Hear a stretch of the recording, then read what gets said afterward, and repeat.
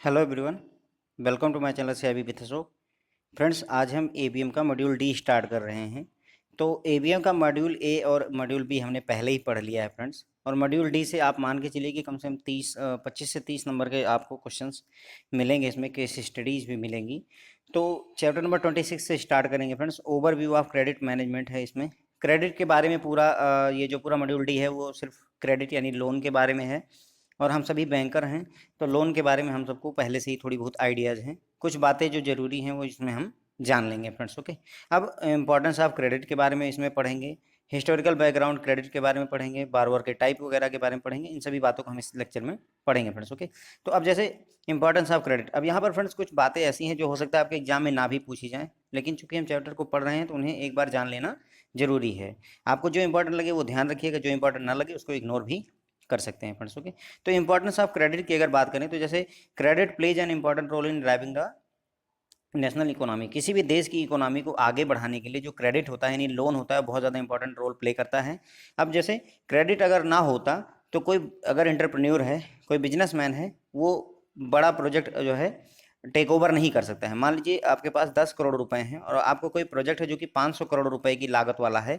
तो अगर आपके पास 10 ही करोड़ रुपए हैं और आपको लोन क्रेडिट नहीं मिल पा रहा है, कहीं से लोन ना मिले, तो क्या आप 500 करोड़ रुपए का प्रोजेक्ट जो है टेक ओवर कर सकते हैं या 500 करोड़ रुपए की फैक्ट्री लगा सकते हैं? नहीं लगा सकते। इसलिए क्रेडिट अगर अवेलेबल है तो एंटरप्रेन्योर को बेनिफिट हो जाता है। अब अगर मतलब क्रेडिट अगर अवेलेबल है, एंटरप्रेन्योर ने जो है इंडस्ट्री लगाई, तो इंडस्ट्रियल प्रोडक्शन को बढ़ावा भी मिलता है। उसके अलावा ये इंडिविजुअल जो कोई पर्सन है उसको अगर कोई एसेट परचेज करना है या क्रिएट करना है और बाद में वो जो है उस लोन को फ्यूचर की अर्निंग से लौटा भी सकता है। इस चीज़ का भी बेनिफिट देता है कौन? क्रेडिट की वजह से। जैसे मान लीजिए आपको 50 लाख रुपए का घर खरीदना है और अभी अगर सिर्फ 10 लाख रुपए हैं और अगर आपको बैंक से 40 लाख रुपए का लोन मिल जाए तो 10 लाख आपके पास से 40 लाख रुपए बैंक से मिल गए, कुल मिलाकर 50 लाख रुपए का आपने एक घर परचेज कर लिया और उसी को रेंट पर दे दिया और रेंट से ही जो आपकी फ्यूचर अर्निंग हुई उसी से ही आपने इस लोन को चुका दिया। ठीक है, लेकिन अगर मान लीजिए जो है बैंक आपको क्रेडिट ना देता तो 10 लाख रुपए ही आपके पास थे तो आप कभी 50 लाख रुपए का मकान ना खरीद पाते। तो ये भी क्रेडिट के होने का बेनिफिट है। उसके बाद में क्रेडिट की वजह से जो कस्टमर होता है वो पहले से ज़्यादा खर्चा कर सकता है, अदरवाइज उसने इतना ना खर्चा किया होता। जैसे आपके पास मान लीजिए 20,000 रुपये हैं, ठीक है, 20,000 रुपये आपकी जेब में हैं या आपके डेबिट कार्ड में हैं और आपको खर्चा करना है 50,000 रुपये का मान लीजिए, तो आप 50,000 रुपये नहीं खर्चा कर सकते क्योंकि है ही 20,000 रुपये। लेकिन अगर आपके पास क्रेडिट कार्ड है और उसमें से 30,000 रुपये अगर आप जो है और पा सकें तो जो है आप कुल मिला करके 50,000 रुपये स्पेंड कर पाएंगे फ्रेंड्स। ओके, तो फ्रेंड्स क्रेडिट की वजह से ही कस्टमर जो पहले मतलब इतना ज़्यादा ना खर्चा कर पाता जितना वो कर पा रहा है अगर क्रेडिट अवेलेबल ना होती। अब जब क्रेडिट अवेलेबल होगी तो मार्केट में डिमांड भी बढ़ेगी, क्योंकि अगर आपके पास पैसे हैं तो आप ज़्यादा डिमांड करेंगे और जब आप ज़्यादा डिमांड करेंगे तो जो फैक्ट्री के मालिक हैं वो प्रोडक्शन भी अपना बढ़ाएंगे। तो अगर जो है पर्याप्त मात्रा में और सस्ता जो है क्रेडिट या लोन अवेलेबल रहता है तो इकोनॉमी को जो है आगे ले जाता है, हायर ट्रेजेक्टरी पर ले जाता है। तो क्रेडिट की ये बहुत सारे फ़ायदे हुए। हम नुकसान की अगर बात करें तो हमेशा जो है मतलब जितनी डिमांड होगी उसके अगेंस्ट में उतनी सप्लाई हमेशा नहीं हो पाती है। जैसे आपको 100 कार चाहिए तो 100 कार अचानक से किसी शहर में अवेलेबल नहीं करवाई जा सकती किसी एक पर्टिकुलर कंपनी की, थोड़ा सा टाइम आपको चाहिए होगा। या मान लीजिए आपको 10,000 कार चाहिए, डिमांड इतनी बढ़ गई 10,000 कार चाहिए, लेकिन मैन्युफैक्चरिंग सिर्फ 500 कार की हुई है तो बाकी 9,500 कार बनने में टाइम लगेगा ही लगेगा। तो हमेशा सप्लाई और डिमांड के बीच में गैप होता है, जिसकी वजह से क्या होगा, महंगाई को, इन्फ्लेशन को बढ़ावा मिल जाता है। और इस इन्फ्लेशन को कंट्रोल करने के लिए आरबीआई क्या करता है फ्रेंड्स? अपने मॉनेटरी टूल को यूज करता है, जैसे सीआरआर, बैंक रेट, एसएलआर, इनको यूज करके ही बैंक जो आरबीआई जो है आपके इन्फ्लेशन को कंट्रोल करता है और बैलेंस बनाता है किसके बीच में? इकोनॉमिक ग्रोथ के बीच में और इन्फ्लेशन के बीच में फ्रेंड्स। ओके, तो ये इंपॉर्टेंस है क्रेडिट की। क्रेडिट ना होता तो बहुत सारी चीज़ें ना हो पाती, जैसे बिजनेसमैन बड़ा प्रोजेक्ट जो है टेक ओवर नहीं कर सकता था, बड़ी फैक्ट्रियां नहीं लगा सकता था। दूसरा, कोई इंडिविजुअल जो है एसेट परचेज करके बाद में उसके लोन को चुका करके जो है जो अर्निंग अपनी फ्यूचर की अर्निंग होती है उससे लोन चुका करके जो है अपना घर बना पाता, ये भी पॉसिबल नहीं था। उसके बाद में कस्टमर जितना खर्चा कर रहा है उतना खर्च नहीं कर सकता था अगर क्रेडिट अवेलेबल ना होता। ठीक है फ्रेंड्स, अब जब ज़्यादा क्रेडिट अवेलेबल होती है, इजीली अवेलेबल होती है, तो क्या होता है कि सप्लाई और डिमांड के बीच में जो गैप होता है उसकी वजह से महंगाई बढ़ जाती है। और इस महंगाई को कंट्रोल करने के लिए friends reserve bank of India क्या करता है? मॉनेटरी टूल का यूज करता है, जैसे सीआरआर, एसएलआर वगैरह को यूज करके इन्फ्लेशन को कंट्रोल करता है। उसके अंदर historical background of credit in India, India में जो हिस्टोरिकल बैकग्राउंड है अगर उसकी बात करें तो देखिए यहाँ पर क्या है कि जो प्राइवेट मनी लेंडर थे, जो साहूकार थे या सूदखोर थे या महाजन थे, वो उन्होंने बहुत अच्छा इंपॉर्टेंट रोल प्ले किया हुआ है क्रेडिट रिक्वायरमेंट। जो पहले लोगों की पैसों की ज़रूरत होती थी तो उसको पूरा करने के लिए जो प्राइवेट मनी लेंडर थे उन्होंने बहुत इंपॉर्टेंट रोल प्ले किया हुआ है। लेकिन उस रोल में उन्होंने सोशियो इकोनॉमिकल प्रॉब्लम भी खड़ी कर दी है। यानी कि जो है जैसे रूरल इंडेप्टनेस, मतलब कि एक बार लोन ले लिया तो कभी जो है मतलब साहूकार से 10,000 रुपये ले लिए तो उस उधार को कभी वो चुका ही नहीं पाए। या गांव में जो लैंडलेस पॉपुलेशन है जिनका ज़मीन ही नहीं रह गई, क्यों? क्योंकि उन्होंने साहूकार से लोन लिया और कभी ज़मीन मतलब पैसे चुका नहीं पाए, इसलिए उन्होंने उनकी ज़मीन हड़प ली। तो ये सारी प्रॉब्लम्स खड़ी हुई। लेकिन ये प्रॉब्लम हुई क्यों थी? क्योंकि लोग अशिक्षित थे, फाइनेंशियली अशिक्षित थे या वैसे भी अशिक्षित थे, जिसकी वजह से ये प्रॉब्लम ज़्यादा हुई है। लेकिन जब बैंकिंग सेक्टर ग्रो किया तो उसने इस प्रॉब्लम को बहुत ज़्यादा कंट्रोल में ला दिया। और जब 1969 में बैंकों का नेशनलाइजेशन हुआ तो क्रेडिट फ्लो पर तो पूरी तरह से आरबीआई ने कंट्रोल ही कर लिया। क्यों? क्योंकि 1969 में जब तक नेशनलाइजेशन नहीं हुआ था तब तक दिक्कत क्या थी फ्रेंड्स आपकी, कि जो बैंकों का जो क्रेडिट का फ्लो होता था वो किसी बड़े बिजनेस घराने के लिए होता था। क्यों? क्योंकि वो बड़े बिजनेस घराने या तो उस बैंक के ओनरशिप में मालिक होते थे और या फिर उसके मैनेजमेंट में उन बड़े घरानों का, बिजनेसमैन्स का कंट्रोल हुआ करता था। लेकिन जब नेशनलाइजेशन आया, जब राष्ट्रीयकरण हो गया जो है बैंकों का, तो आरबीआई ने जो है पूरा कंट्रोल किया कि ताकि सभी केवल बड़े बिजनेसमैन को ही लोन ना मिले, उस सेक्टर को भी लोन मिले। जैसे प्रायोरिटी सेक्टर का कॉन्सेप्ट लेकर के आए, गरीब तबके को भी जो है लोन मिल सके, इसीलिए प्रायोरिटी सेक्टर का कॉन्सेप्ट लेकर के आया गया है फ्रेंड्स। ओके, ठीक है फ्रेंड्स। तो ये हो गया हिस्टोरिकल बैकग्राउंड की। अगर हम बात करें तो क्या है हिस्टोरिकल बैकग्राउंड में, जो प्राइवेट मनी लेंडर थे उन्होंने जो है क्रेडिट में मतलब कि जो है लोन वगैरह देने में इंपॉर्टेंट रोल प्ले किया था। लेकिन उन्होंने कुछ प्रॉब्लम्स भी बना दी, जैसे गरीबी कभी ख़त्म ही नहीं हो रही है गांव में, या फिर जो है लोग ज़मीन बेघर हो गए, बिना ज़मीन के हो गए। ये सारी प्रॉब्लम्स खड़ी हो गई और इसकी वजह थी इलिटरेसी, अशिक्षा। ठीक है, लेकिन बैंकिंग सेक्टर की ग्रोथ की वजह से ये प्रॉब्लम थोड़ी बहुत रिजॉल्व हुई। फिर भी पूरी तरह से रिजॉल्व नहीं हो पाई, क्योंकि जो बैंक थे उनमें जो उनकी ओनरशिप होती थी या जो उनका मैनेजमेंट होता उसमें बड़े बिजनेस घरानों का कंट्रोल हुआ करता था। लेकिन जब 1969 में जो है बैंकों का राष्ट्रीयकरण हुआ तो इस पर भी पूरी तरह से कंट्रोल लगा दिया। किसने? आरबीआई ने। किसने कंट्रोल लगा दिया फ्रेंड्स? आरबीआई ने। और आरबीआई इसीलिए जो है ये प्रायोरिटी सेक्टर का कॉन्सेप्ट लेकर के आया, ताकि उन लोगों को भी पैसे मिल सके जिनके पास में ज़रूरतमंदों को पैसों की ज़रूरत है। ओके फ्रेंड्स, प्रायोरिटी सेक्टर जो कॉन्सेप्ट है प्रायोरिटी सेक्टर का, वो इसीलिए लेकर आया गया था ताकि जो क्रेडिट का फ्लो है वो ऐसे लोगों के पास तक पहुंच सके जिस सेक्टर में जो है पहले कभी नहीं गया है। ठीक है फ्रेंड्स, ओके। अब अगला टॉपिक उठाएंगे, प्रिंसिपल ऑफ क्रेडिट। तो यानी कि क्रेडिट के प्रिंसिपल क्या होते हैं। तो देखिए यहाँ पर क्या है कि over a period of time bankers have evolve certain basic principle for their lending operation. मतलब समय के साथ ही बैंकर्स ने ही जो है एक कुछ नियम जो है बना लिए हैं अपने लेंडिंग ऑपरेशन के लिए, मतलब लोन देने के लिए। बैंक की लोन पॉलिसी और अदर एस्पेक्ट जो होता है क्रेडिट मैनेजमेंट का, वो इन सभी बातों से काफ़ी हद तक इन्फ्लुएंस्ड रहते हैं। कौन कौन सी बातें हैं?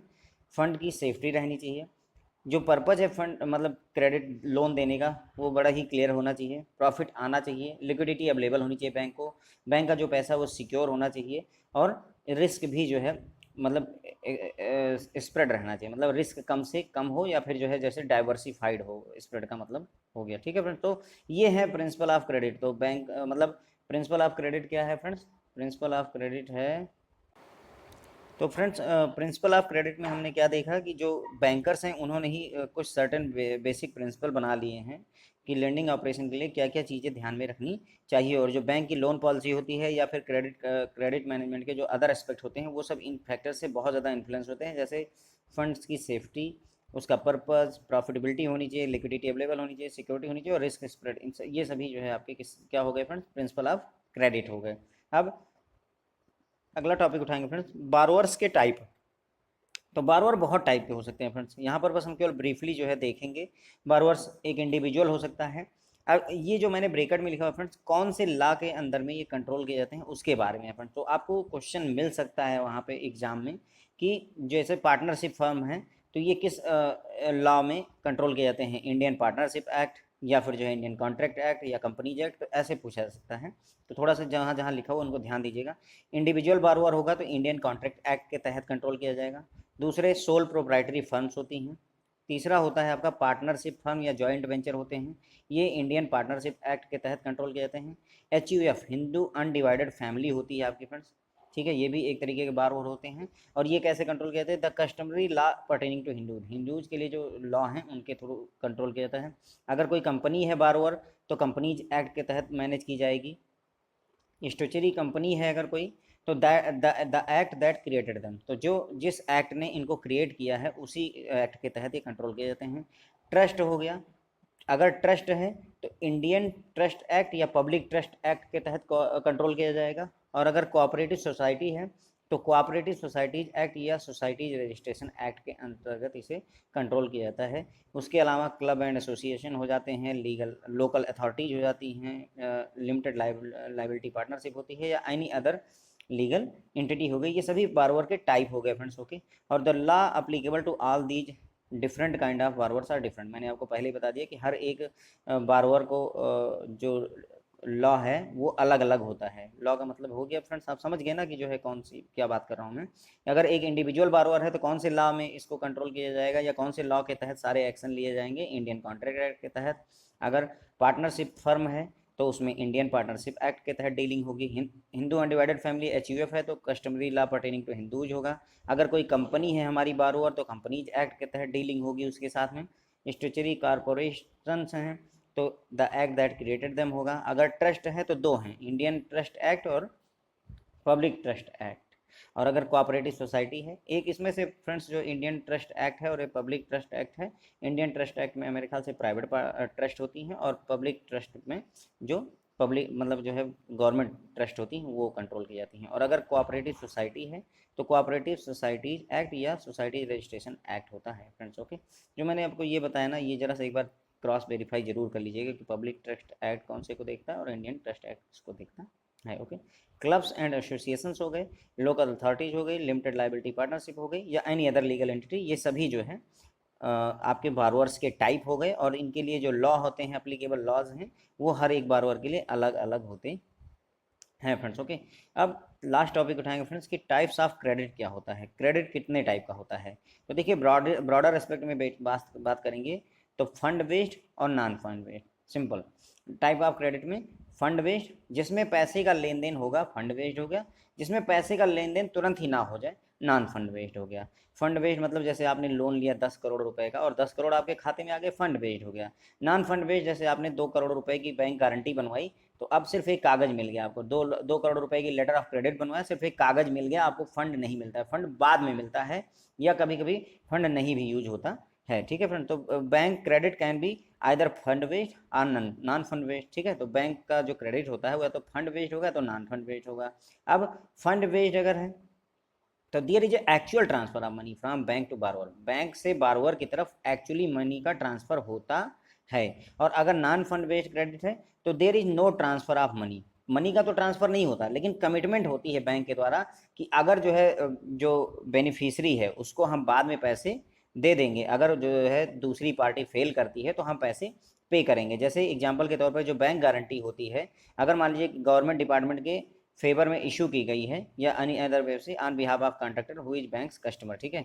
तो यहाँ पर देखिए जैसे बैंक गारंटी हो गई, यहाँ पर बैंक हो गया, यहाँ पर कॉन्ट्रैक्टर हो गया और यहाँ पर गवर्नमेंट डिपार्टमेंट हो गया, ठीक है, कॉन्ट्रैक्टर। अब क्या हुआ कि कॉन्ट्रैक्टर को गवर्नमेंट वाले डिपार्टमेंट से काम है, कॉन्ट्रैक्टर ने बैंक से कहा कि आप मेरे बिहाफ पर गारंटी दे दीजिए। बैंक ने गारंटी दे दी गवर्नमेंट डिपार्टमेंट को कि ठीक है, अगर ये कॉन्ट्रैक्टर फेल करेगा तो मैं पैसे दे दूंगा। ये होता है गारंटी का पूरा फंडा फ्रेंड्स, ओके। अब मान लीजिए कॉन्ट्रैक्टर ने 500 करोड़ रुपए की बात थी, कॉन्ट्रैक्टर ने 500 करोड़ रुपए जो है अपनी दे दिए उठा करके गवर्नमेंट डिपार्टमेंट को, तो बात ही खत्म हो गई।